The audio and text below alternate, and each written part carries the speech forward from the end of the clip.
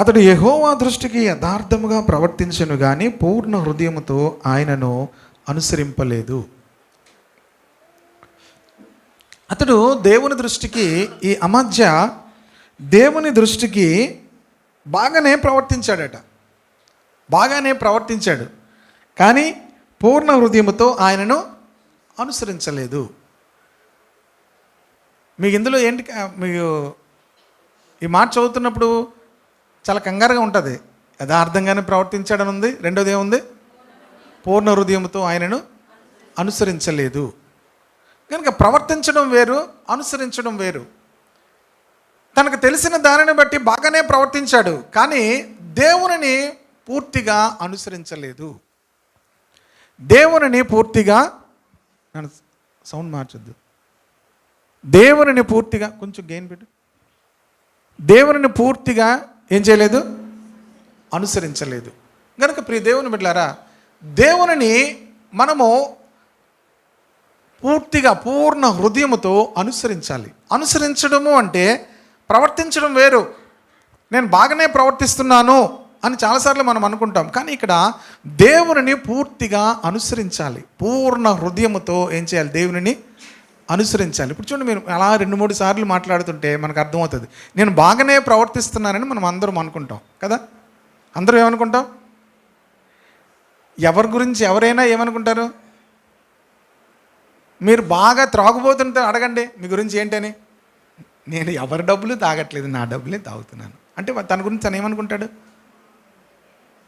మీరు ఎవరినైనా అడగండి, నేను బాగానే ప్రవర్తిస్తున్నాను అనుకుంటారు. కానీ మన ప్రవర్తనతో దేవుడు సంతోషపడేవాడు కాదు. దేవునిని మనం ఏం చేయాలంటే పూర్ణ హృదయముతో అనుసరించాలి.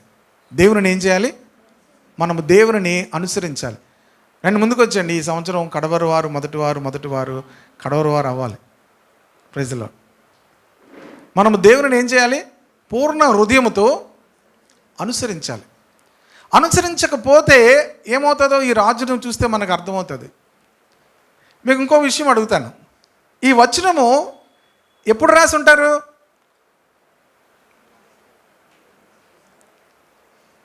ఈ వచనం ఎప్పుడు రాసి ఉంటారు?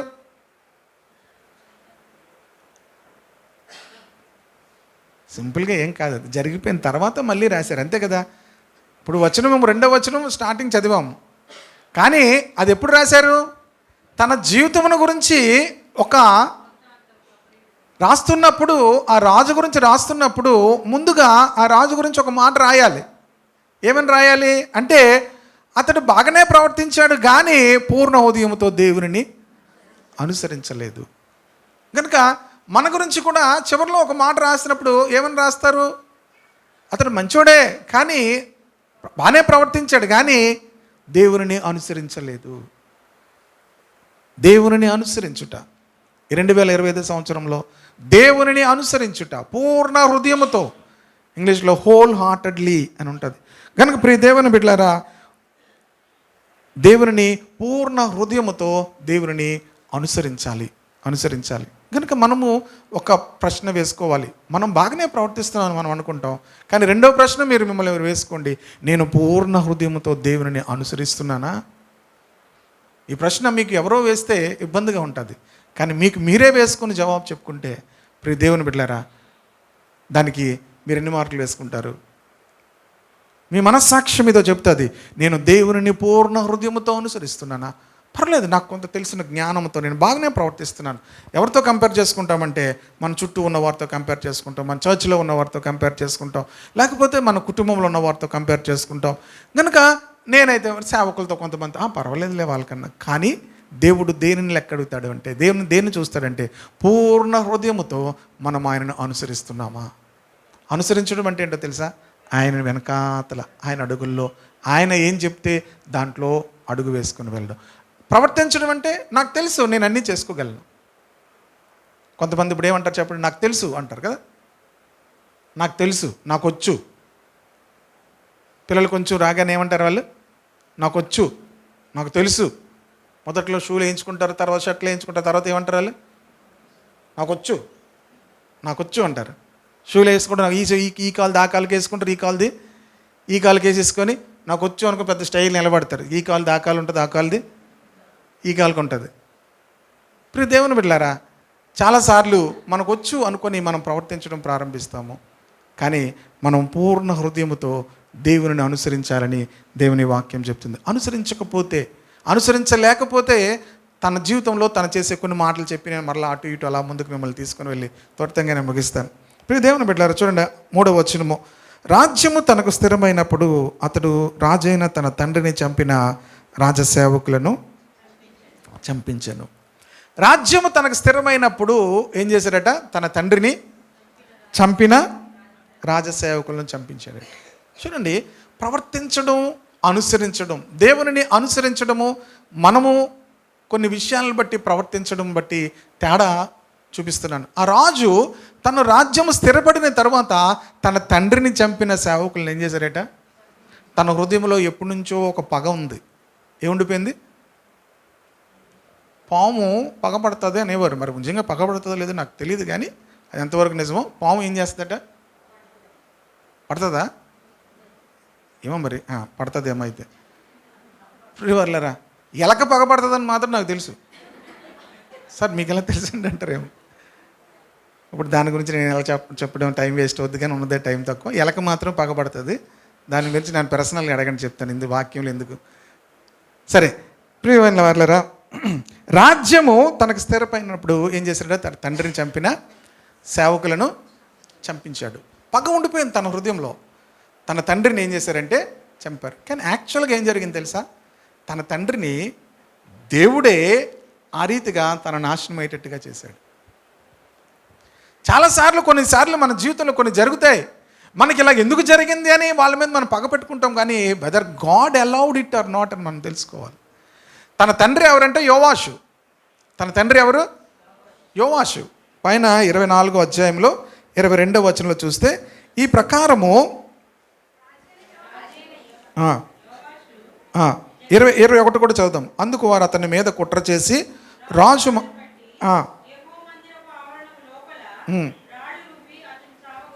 చూడండి, జకర్యా అనేటువంటి ప్రవక్తను ఆ రాజు ఏం చేశాడని చంపించాడు. ఆ ప్రవక్త ఎవరంటే యెహోయాదా అనేటువంటి యాజకుని యొక్క కుమారుడు. తన తండ్రి ఆ జకర్యా యొక్క తండ్రే ఈ రాజును కాపాడి ఆ అతల్య అనేటువంటి ఆమె అందరినీ చంపించేసినప్పుడు ఈ కుమారుడిని కాపాడి చిన్నప్పుడే రాజుగా చేసి దగ్గరుండి అన్నీ చూసుకొని రాజుగా చేసి చివరి వరకు కూడా అన్నీ చేస్తే ఆ యెహోయాద యొక్క కుమారుడైనటువంటి జకర్యాను ఈ యోవాషు చంపిస్తాడు. చంపించినప్పుడు 22వ వచనం చూడండి. ఈ ప్రకారము రాజైన యోవాషు జకర్యా తండ్రి అయిన యెహోయాదా తనకు చేసిన ఉపకారం మరిచిన వాడే అతని కుమారుని చంపించెను. అతడు చనిపోయినప్పుడు యెహోవా దీన్ని దృష్టించి దీన్ని విచారణలోకి తెచ్చును గాక అనెను. 24వ వచనం. సిరియన్లు చిన్న దండుతో వచ్చినను యూదావారు తమ పితరుల దేవుడైన యెహోవాను విసర్జించినందుకే యెహోవా వారి చేతికి అతి విస్తారమైన ఆ సైన్యమును అప్పగింపగా యోవాషుకు శిక్ష కలిగెను. యోవాషుకు ఎవరి ద్వారా శిక్ష కలిగింది? దేవుని ద్వారా కలిగింది. వారు యోవాషును విడిచిపోయినప్పుడు అతడు మిక్కిలి రోగి అయి ఉండెను. రోగం ఎలాగొచ్చింది చెప్పాలి. వారు యోవాషును విడిచిపోయినప్పుడు అతడు మిక్కిలి రోగి అయి ఉండెను. అతనికి ఏమైంది? శిక్ష కలిగింది. అప్పుడు యాజకుడైన యెహోయాదా కుమారుల ప్రాణహత్య దోషము నిమిత్తము సేవకులు అతని మీద కుట్ర చేసి అతడు పడక మీద ఉండగా అతన్ని చంపిరి. చూడండి, ఇతనికి అసలు చనిపోవడానికి కారణం ఏంటి? దేవుడే అలౌ చేశాడు. తనకు ఒక శిక్ష, తనకు రోగము దేవుడే అలౌ చేసినట్టుగా అక్కడ చూస్తాం. ఇక్కడ ఇప్పుడు ఇతడు లేచి ఏం చేశాడు? మొట్టమొదటిగా రాజు అవగానే తనకు పగ, నా తండ్రిని చంపిన వాళ్ళని ఏం చేయాలి?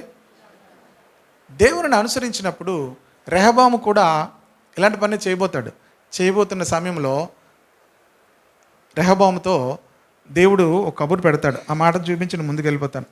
చూడండి, రెహబాము గురించి 11వ అధ్యాయంలో ఉంటుంది. ఇదే దినవృత్తాంతాల గ్రంథంలో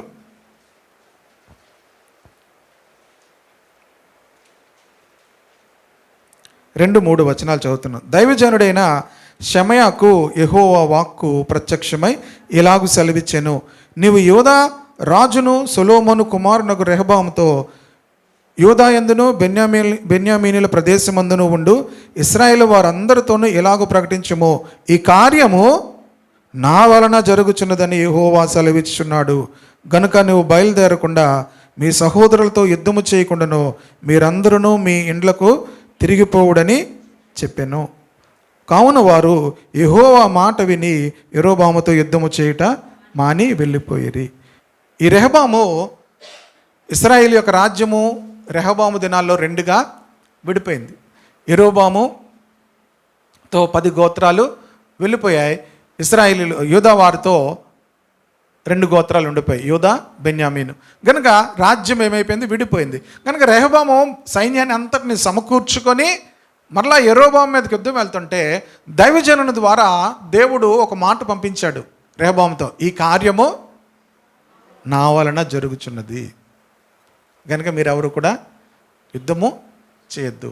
రెహబాము ఆగిపోయేటప్పుడు ప్రియ దేవుని బిడ్డలారా, ఇక్కడ కూడా ఆ కార్యము తన తండ్రిని ఎవరు చంపారు అంటే దేవుడే అలౌ చేశాడు. ఎందుకంటే అన్యాయముగా ఒక దేవుని యాజకుని యొక్క కుమారుని ఏం చేశాడంటే చంపించాడు. గనక దేవుడే తనకు శిక్షను అలౌ చేశాడు. గనుక ప్రియ దేవుని బిడ్డలారా, ఇతడు రాజ్యంలోనికి రాగానే తన తండ్రిని చంపినటువంటి వారిని ఏం చేశాడు, చంపించాడు. ఈ మాటకు అంత అవన్నీ ఎందుకు చెప్పానంటే అది ఒకవేళ అంత విషయం ఇప్పుడు మనకు ఇప్పుడు అవసరం లేకపోయినా ఒకటి జ్ఞాపకం చేసుకోవాలి, దేవునిని అతడు అనుసరించలేదు అనే మాట గురించి మనం ధ్యానం చేస్తున్నాం. బాగానే ప్రవర్తిస్తున్నాడు కానీ దేవుని ఏం చేయట్లేదు అంటే దేవుని వెదకట్లేదు. తనకు ఏది నచ్చితే అది దానిని చేస్తూ ఉండేవాడు. దేవుని వెతుకుట అనేటువంటి అనుభవం తనలో లేదు.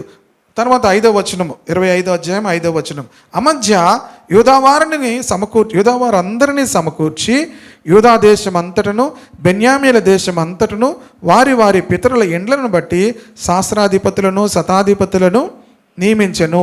అతడు 20 సంవత్సరములు మొదలుకొని అంతకు పైప్రాయము గల వారిని లెక్కింపగా ఈటెను డాళ్లను పట్టుకొని యుద్ధమునకు పోదగినట్టి యోధులు 3 లక్షల మంది కనబడిరి. చూడండి, దేవుని వెంబడించినటువంటి రాజుల్లో ఎవరు కూడా సైన్యాన్ని బలపరుచుకునేటువంటి వారుగా ఉండరు. యెహోషాపాతు, తర్వాత హిజ్కియా, యోషియా, తర్వాత దావీదు, వీళ్ళని చూస్తే వాళ్ళు మొదట సైన్యాన్ని సిద్ధపరచుకోలేదు. వాళ్ళు మొదట ఏం చేశారంటే దేవుని మందిరాన్ని శుభ్రం చేయడం ప్రారంభించారు. ధర్మశాస్త్రం ప్రజలకు ప్రకటించడం ప్రారంభించారు. ఈ రాజు గురించి దేవుని కొరకు ఒక్కటి కూడా ఏమీ చేసినట్టుగా కనబడదు. ఈ రాజు గురించి దేవుని గురించి ఏమి చేసినట్టుగా కనబడదు. మొదటగా ఏం చేసుకున్నాడట, 3 లక్షల మంది సైన్యాన్ని ఏం చేసుకున్నాడట, సమకూర్చుకున్నాడు. కనుక చాలామంది దేవుని అనుసరించలేని వాళ్ళు ఏం చేస్తారంటే వాళ్ళు ఏం చేసుకుంటారంటే బలమును సమకూర్చుకుంటారు, బలమును సైన్యమును సమకూర్చుకుంటారు, ధనమును సమకూర్చుకుంటుంటారు. ప్రియ దేవుని బిడ్డలారా, మన జీవితాల్లో బలమును సైన్యమును మీద మనం ఆధారపడకూడదు, దేవుని మీద ఆధారపడాలి. హల్లెలూయా. బలము ధనము 2 మాటలు 62వ కీర్తనలో దేవుడు చెప్పాడు. బలము తనదని దేవుడు ఒకమారు పలికెను, 2 మార్లు ఆ మాట నాకు వినబడెను. ధనము హెచ్చినను దానిని లక్ష్య పెట్టకుడి ఉంటుంది ఆ కీర్తనలో. చివరి మాటలు చూడండి, మీరు అలా మౌనంగా ఉంటే మీకు చూపించాలి. 62వ కీర్తన చివరి వచనాల్లో ఉంటుంది.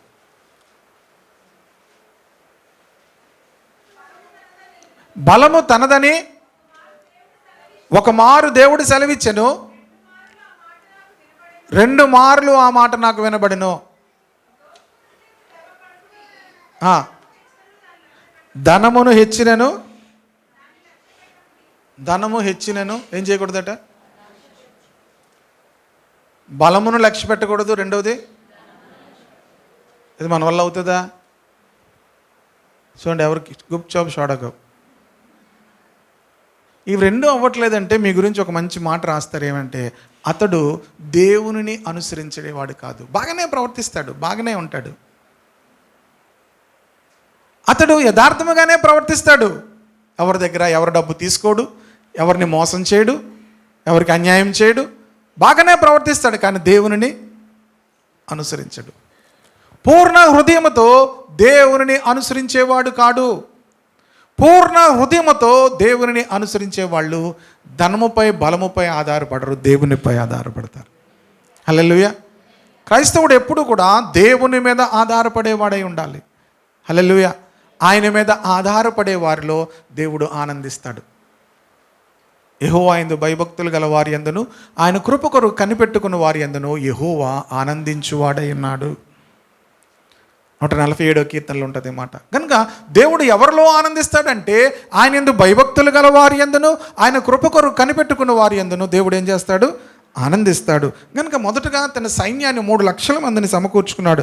తరువాత 6వ వచనము, మరియు అతడు ఇశ్రాయేలు వారిలో నుండి 1,00,000 మంది పరాక్రమశాలులను 200 మనుగులకు వెండికి కుదుర్చుకుని, అతనికి సైన్యము చాలదని చెప్పి మరలా ఇశ్రాయేలు దేశంలోనికి వెళ్ళి ఇశ్రాయేల్ దేశంలో నుంచి 1,00,000 మంది సైన్యాన్ని డబ్బిచ్చి తెప్పించుకున్నాడు.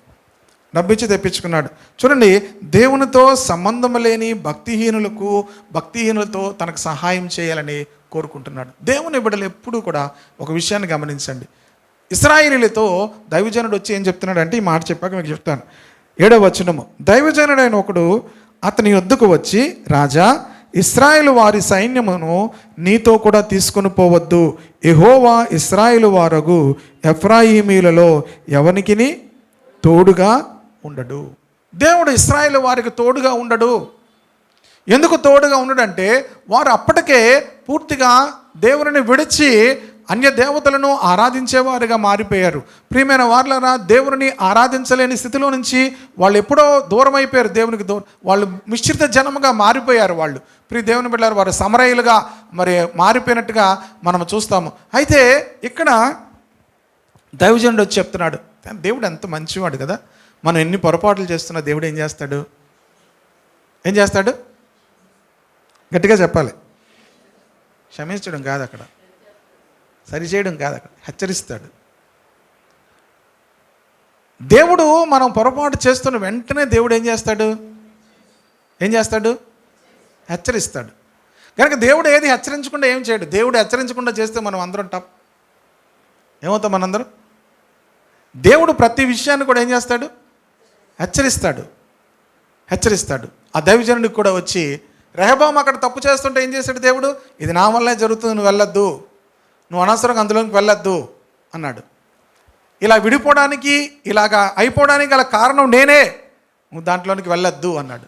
రెండవది, ఇక్కడ ఈ దైవజనుడితో చెప్తున్నాడు, ఇశ్రాయేలు ప్రజలతో నువ్వు తోడుకొని వెళ్ళొద్దు, వాళ్ళకి దేవుడు తోడుగా ఉండడు, వాళ్ళతో సంబంధం వద్దు అంటే ఇక్కడ ఏమంటున్నాడు చూడండి, 8వ వచనం, అలాగ పోవలనను నీకున్న ఎడల పొమ్ము, యుద్ధము బలంగా చేసినను దేవుడు నీ శత్రువులు ఎదుట నిన్ను కూల్చును. తర్వాత, నిలువబెట్టుటకును పడవేయుటకును దేవుని వశమే కదా అని ప్రకటింపుగా. ఎప్పుడు ఒక విషయాన్ని జ్ఞాపకం చేసుకోవాలి, మనం ఎంత యుద్ధం చేసినా జయమిచ్చే వాళ్ళు ఎవరు? దేవుడే అనే విషయాన్ని దేవుని బిడ్డలు ఎప్పుడూ జ్ఞాపకం చేసుకోవాలి. మీరు ఎంత చదివినా, ఎంత సంపాదించినా, మీకు ఆరోగ్యం ఇచ్చేది, మిమ్మల్ని ఆనందం ఇచ్చేది దేవుడే. హల్లెలూయా. ఎంత చదివినా సక్సెస్ ఇచ్చేది ఎవరు? దేవుడే. కనుక ఈ విషయాన్ని జ్ఞాపకం చేసుకోవాలి.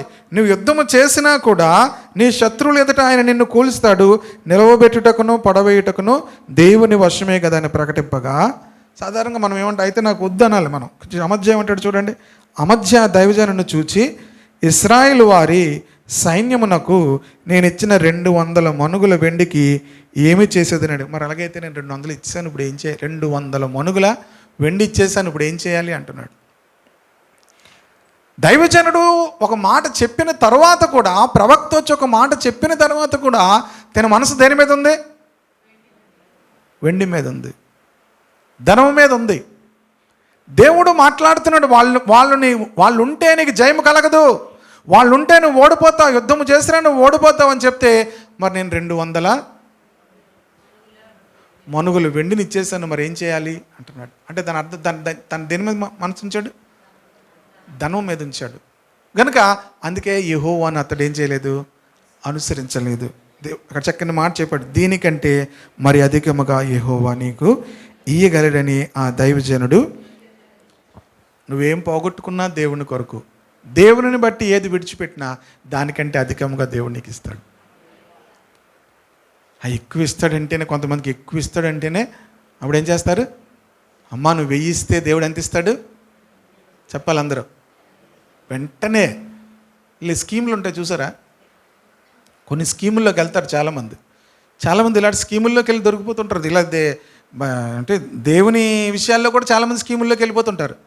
ఓహో ఇస్తే ఇచ్చేస్తాడా అని గబగబ మన ఎవరో అలాగే ₹1,00,000 కడితే నెలకు 15,000 జీవితాంతం. ఎలాగొంది చూడండి ఇది స్కీము. 1,00,000 కడితే ఎంత నెలకి 15,000 జీవితాంతం. ప్రియ దేవుని బిడ్డలారా, చాలామంది వెంటనే ఏం చేస్తారు, ఎంత బాగుంది రిటైర్ అయిపోయాను నేను అని చెప్పి నెమ్మదిగా తీసుకెళ్ళి అందులో పెట్టేశారట. నాకు తెలిసిన వాళ్ళు పెట్టేశారు. 25,000 నీకు 25,000 ఆఫర్ వచ్చిందా? వాళ్ళు చెప్పిందా? నాకు తెలిసింది 15,000. ఓకే, కరెక్ట్గా 2 నెలలు వచ్చాయండి. ఆడు ఫోన్ ఎత్తడు ఏంటి, ఆఫీస్ తీయడు. ఇవన్నీ స్కీములు బెంగళూరులో, చెన్నైలో ఈ స్కీములు. మనుషులు ఏం చేస్తారంటే దీనికంటే ఎక్కువగా వస్తుంది అనగానే గబుక్కుమని ఏమవుతారు. విశ్వాసులు కూడా నీవు ఇచ్చిన దానికంటే నీకు రెట్టింపు 10 రెట్లు దేవుడు ఇస్తాడు అనగానే చూడండి వస్తాయి. నేను అందుకే అలాంటి ఆఫర్లు ఏం పెట్టను ఇక్కడ. మన నతానియల్ గారు క్యూఆర్ కోడ్ ఏదన్నారు అమ్మా, క్యూఆర్ కోడ్ పెట్టాను పాస్ గారు, అందరి దగ్గర చిల్లర ఉండట్లేదు, డబ్బులు స్కాన్ చేసేస్తామన్నారు. ప్రియ దేవుని బిడ్డలారా, అకౌంట్ నెంబర్లు, ఈ కోడ్లు ఇవన్నీ కూడా this is not at all schemes. లేకపోయినా పర్వాలేదు, అది మనము దేవుని మందిరము పరిశుద్ధమైనది. దేవునికి స్తోత్రం కలుగును గాక. హల్లెలూయా. కనుక దేవుని బిడ్డలు దేవుని ఇలాంటి స్కీముల్లోనికి వెళ్ళిపోతారు. భక్తిలో కూడా ఇలాగిచ్చారు, 10,000 ఇచ్చారు, వెంటనే మా అబ్బాయికి ఏమొచ్చింది, ఉద్యోగం వచ్చింది. ఇప్పుడు ఎన్ని 10,000 వస్తాయి చూడండి. టకా టకా టకా అప్పు చేసి మరి ఇచ్చేస్తారు. ఏమవుద్ది, బెంగళూరే బోర్డు తిప్పిసినట్టే మళ్ళీ. కనుక ప్రియ దేవుని బిడ్డలారా, ఇక్కడ అమధ్యాకు కూడా దేవుడు నీకు అంతకంటే ఎక్కువగా ఇస్తాడంటే తప్ప వాళ్ళని పంపలేదు. ప్రియ దేవుని బిడ్డలారా, తను దేవుని అనుసరించడం లేదు. దేనిని అనుసరిస్తున్నాడంటే ధనము, బలము. తర్వాత వాళ్ళ మొత్తం మీద దేవుడు ఎంతకన్నా ఎక్కువ ఇస్తాడో వదిలేస్తే అని మొత్తం మీద విడిచిపెట్టాడు. విడిచిపెట్టిన తరువాత చూడండి 10వ వచనం అనుకుంటాను, 10వ వచనము 11వ వచనం చదువు. అంతటా అమధ్య ధైర్యం తెచ్చుకొని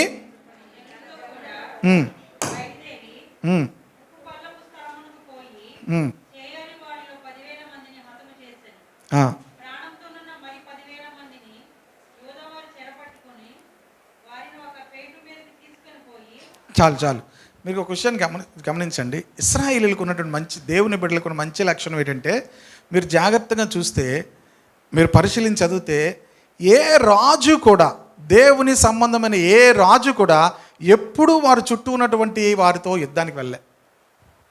ఎప్పుడైనా వాళ్ళు వచ్చి వీళ్ళ మీదకి వచ్చి దాడి చేస్తే తప్ప వీళ్ళు ఎప్పుడూ కూడా వారితో యుద్ధానికి వెళ్ళలేదు. గమనించారు ఎప్పుడైనా? యెహోషాపాతు కానీ, హిజ్కియా కానీ, దావీదు కానీ వాళ్ళు వచ్చి వీళ్ళ మీదకి యుద్ధంకి వెళ్తే తప్ప ఇశ్రాయేలీయులు కానీ, దేవుని బిడ్డలు కానీ, రాజులు ఎప్పుడు కూడా ఇతరులతో అనవసరంగా యుద్ధానికి వెళ్ళలేదు. సిరియా వాళ్ళు వస్తే వాళ్ళతో యుద్ధానికి వెళ్ళేవారు, ఫిలిస్తీన్లు వస్తే వాళ్ళ మీదకి యుద్ధానికి వెళ్ళేవారు, మిద్యానీయులు వస్తే వాళ్ళ మీదకి యుద్ధానికి వెళ్ళేవాళ్ళు, అశ్షూరీయులు వస్తే వాళ్ళ మీదకి యుద్ధానికి వెళ్ళేవారు, బబులోను దేశపు రాజు వస్తే వారి మీదకి యుద్ధానికి వెళ్ళారు తప్ప వీళ్ళు కోరుండి ఎవరితోనూ కూడా యుద్ధానికి వెళ్ళేవారు కాదు. హల్లెలూయా. దేవుని బిడ్డలకు ఉండవలసిన లక్షణం ఏంటంటే, మనము ఎవరితోనూ కూడా ఎన్నడూ కూడా ఎవరితో కూడా యుద్ధం చేసే వారంగా ఉండకూడదు. అందుకే దావీదుని గురించి అబీగైల్ ఏమంటదంటే, నువ్వు యెహోవా యుద్ధములు చేయువాడు. యెహోవా యుద్ధములు అంటే ఏంటి? శత్రువు మన మీదకి వచ్చినప్పుడు మనం దాడి చేసామే తప్ప ఎప్పుడూ కూడా మనం ఎవరితోనూ కూడా ఏం చేయకూడదు, యుద్ధము చేసేవారంగా ఉండకూడదు, కలహం పడేవారుగా ఉండకూడదు. ప్రియ దేవుని బిడ్డలారా, దేవుడు ఇక్కడ అమధ్య మీదకి ఎవరు రాలేదు, ఇతడే ఏం చేశాడు? దేనికి? దాని ఉద్దేశం ఏంటి? రాజ్యము విస్తరించుకోవడం కోసం. అమధ్య మీదకి వాళ్ళు ఏమి రాలేదు, ఇతడే వెళ్ళి ఏం చేశాడట? యుద్ధము చేశాడు. ప్రియ దేవుని బిడ్డలారా, మనం దేవుని బిడ్డలముగా, దేవుని అనుసరించే వారముగా మనం ఎప్పుడూ కూడా యుద్ధములు చేయవలసిన అవసరం ఉండదు. ఆమేన్. ఒకవేళ శత్రువు మన మీదకి దాడి వస్తే మన పక్షముగా యుద్ధము చేసేవాడు మన దేవుడైన యెహోవాయే. హల్లెలూయా. మాంస సంబంధమైన బాహువే వారికి అండగాని మనకు సహాయము చేయుటకును మన యుద్ధములను జరిగించుటకును సైన్యములకు అధిపతి దేవుడు మనకు తోడుగా ఉన్నాడని హిజ్కియా అంటాడు. హల్లెలూయా. గనుక ప్రియ దేవుని బిడ్డలారా, మనము ఎవరితో కూడా యుద్ధం చేయవలసిన అవసరం లేదు. అటువంటి పరిస్థితి రానివ్వడు. ఒకవేళ ఎవరైనా మన మీద అసూయపడి మన మీదకి యుద్ధానికి వస్తే మన పక్షముగా మన దేవుడు యుద్ధము చేస్తాడు. హల్లెలూయా. గనుక సైన్యము, బలము, ధనముతో క్రైస్తవుడు జీవించడు. విశ్వాసముతో దేవునిని అనుసరించడం ద్వారా దేవుని బిడ్డలు జీవించాలి. హల్లెలూయా. తర్వాత యుద్ధానికి వెళ్ళాడు. యుద్ధానికి వెళ్ళొచ్చిన తర్వాత 14వ వచనము, అమధ్య ఏదోమీయులను ఓడించి సేయరు వారి దేవతలను తీసుకుని వచ్చి తనకు దేవతగా నిలిపి చూడండి, అనవసరమైన చోట్లకి వెళ్తే ఇలాంటివి వస్తాయి. సాతానుడు దేవుని అనుసరించిన వారిని ఎక్కడైనా పట్టుకుంటాడు. ఎందుకు ఈ మాటను మరలా చెప్తానంటే 25వ సంవత్సరంలో దేవునిని మనము అనుసరించకపోతే సాతానుడు మనల్ని పట్టుకుంటాడు. సాతానుడు మనల్ని ఏం చేస్తాడు? పట్టుకుంటాడు. సాతానుడు మనలను పట్టుకోకుండా ఉండాలి అంటే మనము దేవునిని అనుసరించాలి. అనవసరమైన యుద్ధానికి వెళ్ళాడు. అక్కడికి వెళ్ళిన తర్వాత అక్కడ ఏం తెచ్చుకున్నాడు? దేవతలను తెచ్చుకున్నాడు. తెచ్చుకొని వాటిని ఏం చేస్తున్నాడట? నమస్కరిస్తున్నాడు. అందుకొరకు యెహోవా కోపము అమధ్య మీద రగులుకొనెను. మరలా దేవుడు ఏం చేశాడు? ఆయన అతని యొద్దకు ప్రవక్తను ఒకరిని పంపగా అతడు నీ చేతిలో నుండి తమ జనములను విడిపింప శక్తి లేని దేవతల యొద్ద నీవెందుకు విచారణ చేయదు అని అమధ్యతో అని అతడు అమధ్యతో మాట్లాడుచుండగా రాజు అతను చూచి, నీవు రాజు యొక్క ఆలోచనకర్తల్లో ఒకడివైతివా, ఊరుకొనుము, నేను నిన్ను ఏమన్నాడు అమధ్య? నువ్వు రాజుకు ఆలోచన చెప్పేవాడు అయిపోయావా? నేను చంపకుండా ఉండనట్లు నువ్వు ఊరుకో అంటున్నాడు. అప్పుడు దైవజనుడు చక్కని మాట అన్నాడు, నువ్వు ఇలాగు చేసి నా ఆలోచన అంగీకరింపపోవుట చూచి దేవుడు నిన్ను నశింపచే ఉద్దేశించున్నాడని నాకు ఏం అద్భుతమైన జవాబిచ్చాడండి దైవజనుడు. నువ్వు దేవుని యొక్క మాటను వినట్లేదంటే నాకు అర్థమవుతుంది ఏంటంటే దేవుడు నీకు నాశనాన్ని చేయని ఉద్దేశించున్నాడని నాకు ఇప్పుడు అర్థమవుతుంది. దేవుడు మన యొద్దకు ప్రతిసారి కూడా తన ప్రవక్తలను పంపిస్తాడు, తన వాక్కును పంపిస్తాడు. వాటిని మనం వింటున్నప్పుడు దేవుడు నువ్వు ఎలాంటి పొరపాటు చేసినా కూడా కరెక్ట్ చేసి క్షమించి కృపణిస్తాడు. ఆ మాటను మనం తృణీకరించినప్పుడు వాటిని మనము దేవుడు నిన్ను నశింపచేయని ఉద్దేశించున్నాడని నాకు తెలియనని చెప్పుకోను. ఈ అమధ్య గురించి అంతా మీరు చదివితే తను ఏది కూడా దేవుని వెతకకుండానే ప్రతి పనిని కూడా చేశాడు. అందుకని అమధ్య గురించి ఒక మాట రాశాడు, అతడు బాగానే ప్రవర్తించాడు కానీ దేవునిని అనుసరించలేదు, పూర్ణ హృదయంతో దేవునిని అనుసరించలేదు. ఈరోజు ఈ 2025 సంవత్సరంలో మనము దేవునిని అనుసరించే వారముగా మొదటి ఆదివారం నుంచి కూడా తీర్మానం చేసుకోవాలి. దేవునిని అనుసరించే వారముగా మన మట్టుకు మనం బాగానే ప్రవర్తిస్తున్నాము, లేకపోతే మనుషులు మనల్ని చూసినప్పుడు, మనుషులు మన గురించి రాసినప్పుడు బాగానే ప్రవర్తిస్తాడు, బాగానే ఉంటాడు అన్నట్టుగా కాదు. దేవుడు హృదయంలో పరిశోధించేవాడు గనక దేవునిని మనము అనుసరించే వారముగా మనం కనిపించాలి. 2 మాటలు నేను సంఖ్యాకాండంలో ఒక మాటను మీకు చూపిస్తాను, తర్వాత యెహోషువ గ్రంథంలో ఒక మాటను చూపిస్తాను. సంఖ్యాకాండం 14వ అధ్యాయము, సంఖ్యాకాండము 14వ అధ్యాయము 9వ వచనము, క్షమించండి 24వ వచనం చూద్దాం. నా సేవకుడైన కాలేబు మంచి మనస్సు కలిగి పూర్ణ మనస్సుతో నన్ను అనుసరించిన హేతువు చేత అతడు పోయిన దేశములో. చూడండి, అక్కడ కాలేబు యెహోషువ గురించి, ఇద్దరి గురించి కూడా ఆ మాటను చెప్పడం జరుగుతుంది. అధ్యాయం మీరు చదివితే ఇశ్రాయేలు అందరూ కూడా వాగ్దాన దేశంలోనికి వెళ్ళారు. క్షమించండి, ఇశ్రాయేల్ అందరి 12 గోత్రములకు రిప్రజెంటేటివ్గా 12 మంది వెళ్ళారు. స్పైగా వాళ్ళు వెళ్ళారు, చూశారు. వెళ్ళి చూసి ఆ దేశమును చాలా పాలు తేనెలు ప్రవహించే దేశముగా ఉంది. ఆ దేశం ఎలాగుంది? పాలు తేనెలు ప్రవహించే దేశముగా ఉంది. కనుకనే మనం ఇంట్లో ఎక్కువగా పాలు ఏం చేస్తాం? చాలామంది బైబిల్లో ఉన్న మాటలు చూసే చేస్తుంటారు తెలుసా. బైబిల్లో ఉందండి పాలు తేనెలు. అందుకే మనం ఏం చేస్తున్నాం? పాలు ఎక్కడ? మా ఇంట్లో చెప్పాను కదా, రోజు పొంగుతుంటాయి. ఈ ఫోన్లు వచ్చాక ఏమవుతున్నాయి? ప్రతిరోజు అందరింట్లో పాలు పొంగుతుంటున్నాయి. ఎందుకు? ఏదో టైంలో ఫోన్ వస్తుంది, ఆ ఫోన్ పట్టుకొని బయటికి వెళ్ళిపోతుంటారు. అందరివి గిన్నెలు మాడిపోతున్నాయి. దేనివల్ల? ఫోన్ వల్ల. ప్రియ దేవుని బిడ్డలారా, ఎందుకు వెళ్ళాను? పాలు తేనెలు. సరే, పాలు తేనెలు ప్రవహించే దేశంలోనికి వెళ్ళి ఒక ద్రాక్ష గెలను వాళ్ళు కోసి తీసుకొచ్చారట. ద్రాక్ష గెలను ఎంతమంది మోసారు? 2 మోసారు. మనం ఎంత తెచ్చుకుంటాం ద్రాక్ష? ½ కేజీ. ఎన్ని తెచ్చుకుంటారు? ½ కేజీ తెచ్చుకుంటాం, మహా అయితే ½ కేజీ తెచ్చుకుంటాం. వీళ్ళు ఆ గెలను 2 మోసుకొని వచ్చారట. ఎష్కోల్ అని ఉంటుంది ఆ మాటకు, ఆ 13వ అధ్యాయంలో. ప్రియ దేవుని బిడ్డలారా, వాళ్ళు ఆ యొక్క 24వ వచనంలో 13వ అధ్యాయంలో ఇశ్రాయేలు అక్కడ కోసిన ద్రాక్ష గెలను బట్టి ఆ స్థలమునకు ఎష్కోలు లోయ అని పేరు పెట్టెను. ప్రియ దేవుని బిడ్డలారా, వాళ్ళు ఆ గెల తీసుకుని వస్తున్నారు. కానీ అక్కడ చాలామంది శత్రువులు ఉన్నారు. వాళ్ళు చాలా బలమైన మనుషులు, రాక్షసులు. వాళ్ళు రాక్షసులు, ఉన్నత దేహులు వాళ్ళు. అయితే ఈ యెహోషువ, కాలేబ్ అంటారు, అసలు వాళ్ళని చూడరు.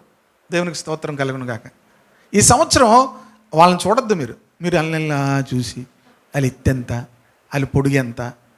చూడండి, చాలామంది యూట్యూబుల్లో అవి పెడతారు, వాట్సాప్లో అవి పెడతారు. అలా చూసి అమ్మో. మా అమ్మగారు అప్పుడప్పుడు మధ్యరాత్రిలో పెడుతుంటుంది నాకు. ఎవరైనా ఎక్కడైనా గొడవలు అయ్యి అనుకొని పెడుతుంటుంది అనమాట మధ్యరాత్రిలో. చాలాసార్లు ఇవన్నీ ఏం చేస్తుంటారు? అవి చూడొద్దు. అనవసరమైనవన్నీ చూసి పిల్లలు చూసారు వాళ్ళు అంత పొడుగున్నారు, వీళ్ళు మీటర్లు పెట్టి కొలిసారో తెలియదు ఏంటో, మొత్తం మీద కొలుసుకొని వాళ్ళ ఉన్నత దేహులు, వాళ్ళ దగ్గర మనం మిడతల్లాగా ఉన్నాం అనుకొని 10 మంది కూడా ఏం చేశారట? వారు చెడ్డ సమాచారము తెచ్చిరైన బైబిల్లో ఉంటుంది. ఎలాంటి సమాచారం? చూడండి, 12 మంది ఒకే విషయాన్ని చూశారు, 10 మంది చెడ్డ వాటిని చూశారు, 2 మంచి వాటిని చూశారు. 10 మంది ఏం చూశారు? ఆ దేశం ఉన్నటువంటి ఆశీర్వాదాన్ని చూశారు, ఆ దేశంలో ఉన్నటువంటి ఆ గెలను చూశారు, ఆ ద్రాక్ష గెలను చూశారు, ఆ పంటలను చూశారు. నిశ్చయముగా అది పాలు తేనెలు ప్రవహించే దేశమే. కానీ వీళ్ళంటారు నిజమే, కానీ అందులో ఎవరున్నారు? ఉన్నత దేహులు ఉన్నారు, నెఫీలీలు ఉన్నారు. వాళ్ళు మనల్ని ఏం చేస్తారు? చంపేస్తారు. గనుక ప్రియ దేవుని బిడ్డలారా, ఆ అధ్యాయాలన్నీ కూడా నేను ఇప్పుడు అవన్నీ చెప్పడానికి సమయం చాలదు. కానీ వాళ్ళు చెప్పినటువంటి ఆ చెడ్డ సమాచారమును బట్టి ప్రియ దేవుని బిడ్డలారా, వాళ్ళు ఏమైపోయారట? ఆ అరణ్యములోనే చనిపోయారు. కానీ యెహోషువ, కాలేబుల గురించి దేవుడు ఒక మంచి సాక్ష్యాన్ని ఇచ్చాడు. అవన్నీ చెప్పడం కోసం ఇవన్నీ మీకు చెప్పాను. ప్రియ దేవుని బిడ్డలారా, ఏమంటున్నాడు అక్కడ? నా సేవకుడైన కాలేబు మంచి మనస్సు కలిగి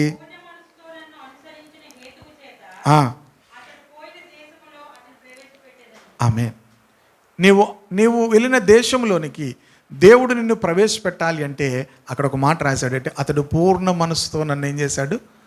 అనుసరించాడు. హల్లెలూయా. ఒకవేళ మన ఎదుట ఎంత ఉన్నత దేహులు కనబడుతున్నా, ఎలాంటివి కనబడుతున్నా కూడా దేవుడు మన పక్షముగా ఉన్నాడు. వాళ్ళని మనం జయించగలం. దేవునికి స్తోత్రం కలుగును గాక. హల్లెలూయా. దేవునిని అనుసరించడం అంటే ధనము మీద ఆధారపడడం కాదు, బలము మీద ఆధారపడడం కాదు, సైన్యం మీద ఆధారపడడం కాదు, మన ఇష్టానుసారమైన యుద్ధాలు మనం చేయడం కాదు.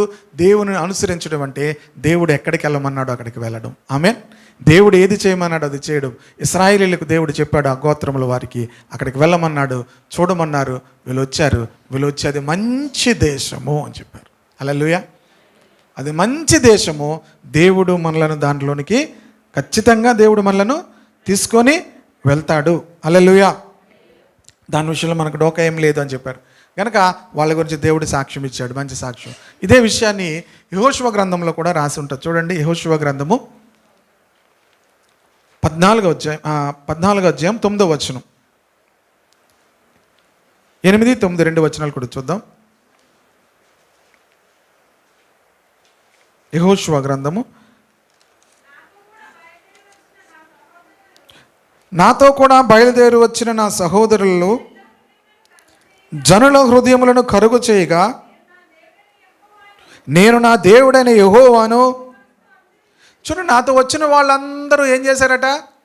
యెహోషువ గ్రంథం 14వ అధ్యాయం 8వ వచనం. జనుల హృదయములను ఏం చేశారు? మనం చెప్పే మాటలు జనాల హృదయాలు కరిగిపోతున్నాయా? జనాల హృదయాలు విశ్వాసంతో నిండిపోతున్నాయా? ప్రియ దేవుని బిడ్డలారా, విశ్వాసి ఎవరో తెలుసా? విశ్వాసులను ఇంకా బలపరచాలి. దేవునికి స్తోత్రం కలుగును గాక. విశ్వాసులను ఏం చేయాలి? బలపరచాలి. చైనాలో ఇంకొక వైరస్ వస్తుందంట. ఏంటి? చైనాలో ఇంకొక వైరస్ వస్తుందంట, ఇక్కడ ఇంకోటి వచ్చిందంట, ఇక్కడ ఇంకోటి వచ్చిందంట. ప్రియ దేవుని బిడ్డలారా, ఈ కాలేబు ఏమన్నాడంటే, నాతో వచ్చిన వాళ్ళందరూ కూడా జనాల హృదయాలను ఏం చేశారు? ఇప్పుడు వీళ్ళు చెప్పిన సాక్ష్యాన్ని బట్టి ఇశ్రాయేల్ అందరూ కూడా వెనక్కి వెళ్ళిపోయారు. మరి జనముల హృదయంలో ఏం చేశారట? కరుగు చేయగా నేను నా దేవుడైన యెహోవాను నిండు మనసుతో అనుసరించి తిని. ఆ దినమున మోషే ప్రమాణము చేసి, నీవు నా దేవుడైన యెహోవాను నిండు మనసుతో అనుసరించితివి గనుక నీవు అడుగుపెట్టిన భూమి నిశ్చయముగా నీకును నీ సంతానమునకును ఎల్లప్పుడూ స్వాస్థ్యముగా ఉండున నేను. హల్లెలూయా. ఇలాంటి వాగ్దానం ఎవరికైనా వచ్చిందా? అమ్మ, నాకే వచ్చింది. నువ్వు అడుగుపెట్టు దేశమును దేవుడు నిశ్చయముగా నీకు అనుగ్రహిస్తాడు. ఎవరికి ఇస్తాడు? మీరు ఆ వాగ్దానం ఒకవేళ వచ్చిందనుకో, తీసుకున్న వాళ్ళు, తీసుకోలేని వాళ్ళు ఇంకొన్ని చాలా ఉన్నాయి. మీ ఇంట్లో వాళ్ళకి, మీ తాతలకి, మీ మామగారులకి, మీ చుట్టుపక్కల వాళ్ళకి అందరు తీసుకెళ్ళిపోండి ఈసారి. ఎవరికి అది నెరవేరుతుందంటే దేవుని నిండు మనసుతో అనుసరించేవారికి. హల్లెలూయా. నీవు అడుగుపెట్టు ప్రతి స్థలమును నీదవుతుంది. దేవునికి స్తోత్రం కలుగును గాక. ఎప్పుడంటే నీవు నీ దేవుని నిండు మనసుతో నువ్వు అనుసరిస్తున్నావు కనుక. ప్రియ దేవుని బిడ్డలా, ఎందుకు ఈ మాటను మీకు చెప్తున్నానంటే, దేవుడు మీకు ఇచ్చిన వాగ్దానాలు మీ జీవితంలో నెరవేరాలి అంటే దేవుని మనము అనుసరించాలి. ఏం చేయాలి? నువ్వు అడుగుపెట్టు ప్రతి స్థలము నీదవుతుంది.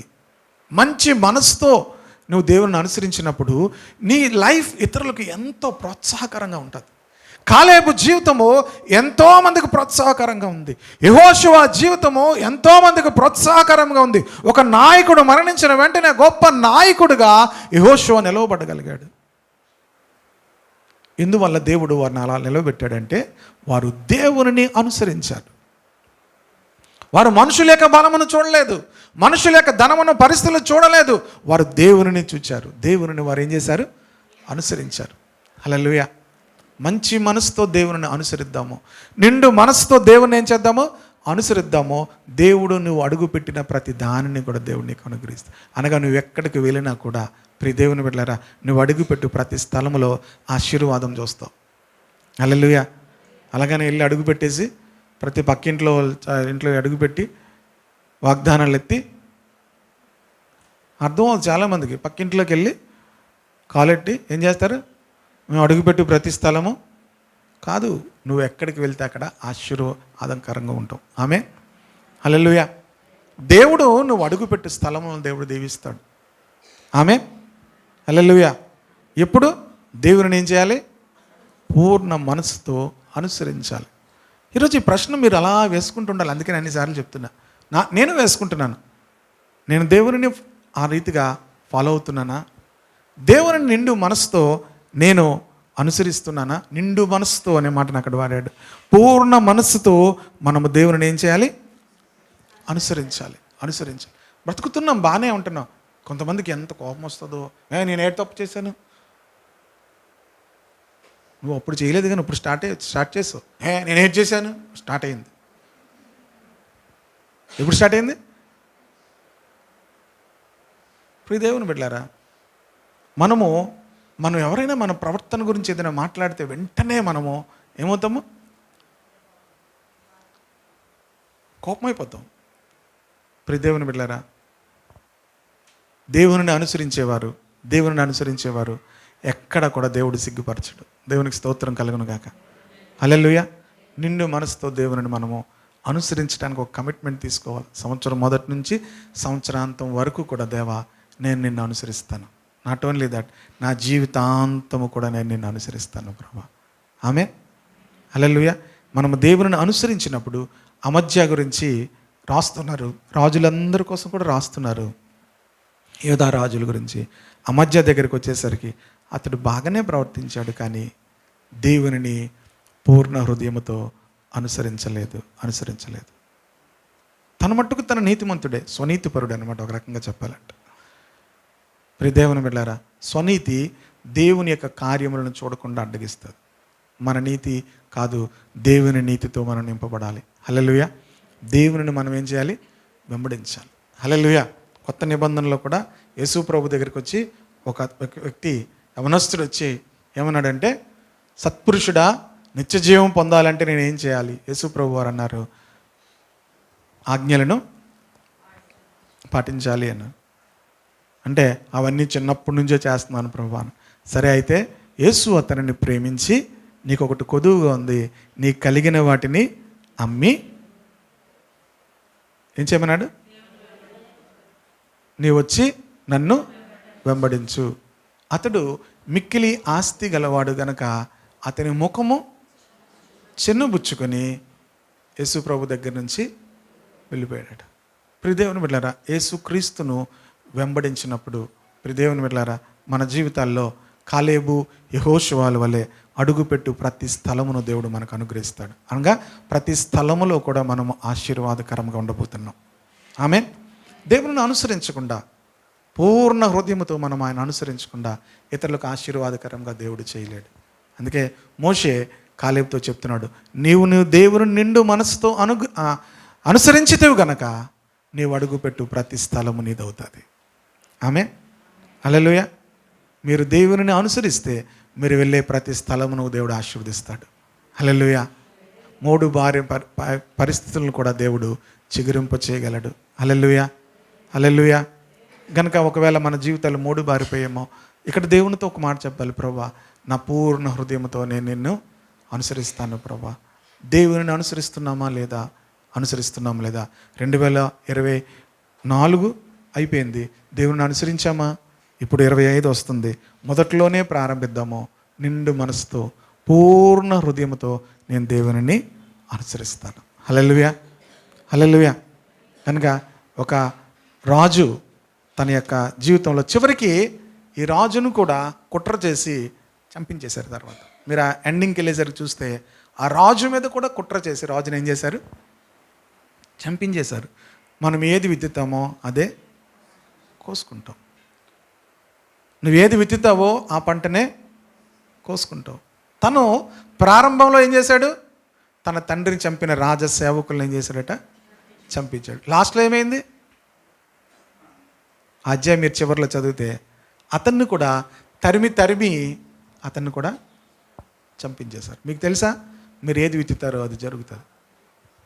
ఆ పంటనే కోస్తాం. కొన్ని మన జీవితాల్లో మనము చూసుకున్నప్పుడు మనం ఏది విత్తుతామో అదే మన జీవితాల్లో మరలా చూస్తుంటాం. కనుక మనము ఈ సంవత్సరం మొదట్లోనే మనం మంచి విత్తనాలు విత్తుతాం. దేవునికి స్తోత్రం కలుగును గాక. విత్తనాలు అంటే నేను చెప్తుంది మళ్ళీ డబ్బు కాదు, అర్థమవుతుంది కదా? డబ్బును కూడా విత్తనాలుగా అని అనుకుంటారు చాలామంది. మనము మంచి వాక్యమును మన హృదయాల్లోకి విత్తుకుందాం. ఆమేన్. హల్లెలూయా. మంచి వాక్యాన్ని మన హృదయాల్లోకి విత్తుకుందాం. ప్రతి వాక్యాన్ని మన హృదయాల్లోకి తీసుకుందాం. మన హృదయాలు, దైవజనుడు హెచ్చరించిన మాటను వారు తృణీకరించాడు, ఆ రాజు తృణీకరించాడు. గనుక చివరికి అతని యొక్క సేవకులు అతను లేచి ఏం చేశారు? చంపించారు. మంచి విత్తనము, మంచి మాటలు, ప్రియదేవుని బిడ్డలారా, యెహోషువ కాలేబులు మంచి సమాచారం ఇచ్చారు. దేవునికి స్తోత్రం కలుగును గాక. ఎంత చెడ్డ జరిగినా అందులో మంచి సమాచారం మనం చెప్పాలి. దేవునికి స్తోత్రం కలుగును గాక. ఎంత మంచి ఉన్నా కొంతమంది స్పెషలిస్టులు ఉంటారు, చెడ్డ స్పెషలిస్టులు అనమాట. డాక్టర్లో కూడా స్పెషలిస్టులు ఉన్నట్టుగా మనుషుల్లో కూడా స్పెషలిస్టులు ఉంటారు. ఎంత మంచి ఉన్నా కూడా అంతా బాగానే ఉంది, కానీ పచ్చిమిరపకాయలు ఎక్కువైపోయాయి, కరేపాకు ఎక్కువ వేసాడు, ప్రియ దేవుని బిడ్డలారా, చెడ్డను కాదు, మనం అంతా చెడ్డున్నా ఒక మంచిని చెప్పాలి. దేవునికి స్తోత్రం మంచి సమాచారం ఇవ్వాలి. దేవునికి స్తోత్రం కలుగును గాక. నువ్వు అలాంటి విత్తనం విత్తితే నీ జీవితం కూడా మంచి ఫలములతో నిండి ఉంటుంది. హల్లెలూయా. నీ జీవితంలో ఎలాంటి మాటలు నువ్వు నోట్లోంచి బయటకు వస్తున్నాయి, ఎలాంటి మాటలు నువ్వు తీసుకుంటున్నావో అదే ఫలము నువ్వు చూస్తావు. మనుష్యుడా, దేవుడు వెక్కిరింపబడడు. మనుష్యుడు ఏది విత్తునో ఆ పంటనే కోయును. నువ్వేది విత్తుతున్నావో ఆ పంటనే నువ్వు కోసుకుంటావు. ఎంతమందికి మంచి పంట కావాలి? స్టార్ట్ చేయండి విత్తనాలు విత్తడం. దేవునికి స్తోత్రం కలుగును గాక. ఆమేన్. ఏ విత్తనాలు? వాక్యము. మంచి వాక్యము. దేవునికి స్తోత్రం కలుగును గాక. ఇంత వాక్యంలో ఇప్పుడు ఈ మంచిది ఏం తీసుకున్నారు మీకు తెలుసు. నిన్న చెప్పాను కదా పోయిన వారం. ఏది మనం తీసుకుంటాము? మంచి వాటిని తీసుకోవాలి. దేవునికి స్తోత్రం కలుగును. మంచి విత్తనాలు. హెచ్చరికైనా తీసుకోవాలి. దేవునికి స్తోత్రం కలుగును గాక. హెచ్చరికైనా ఏం చేయాలి? తీసుకోవాలి. హెచ్చరికైనా తీసుకోవాలి. ఎలాంటి మాట అయినా సరే మనం తీసుకోవాలి. తీసుకుంటే మన హృదయం అంతా కూడా, హృదయం అనే మంచి ధననిధి అంటాడు. హృదయం ఏంటట? మంచి. మీరు ఎక్కడో ధననిధి బ్యాంక్ అనుకుంటారు. ఏది ధననిధి? హృదయం. ఏంటి? మంచి ధననిధిలో నుండి మంచి విషయాలు మనం బయటికి తీసుకురావాలి. ఆమేన్. అప్పుడు నీవు అడుగుపెట్టు ప్రతి స్థలమును కూడా నీదవుతుంది. హల్లెలూయా. ప్రేమించేదన్ అధికముగా ఆరాధింతున్ ఆశక్తితో, ప్రేమించేదన్ అధికముగా ఆరాధింతున్ ఆశక్తితో, నా పూర్ణ మనసుతో ఆరాధింతున్, నా పూర్ణ బలముతో సేవించేదన్, నా పూర్ణ మనసుతో, నా పూర్ణ బలముతో. ఆరాధనా ఆరాధనా యేసయ్యా, ఆరాధనా ఆరాధనా ఆరాధనా ఆరాధనా.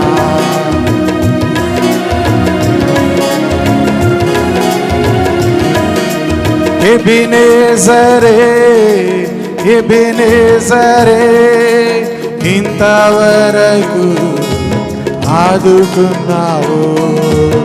ఎబినేజరే ఎబినేజరే,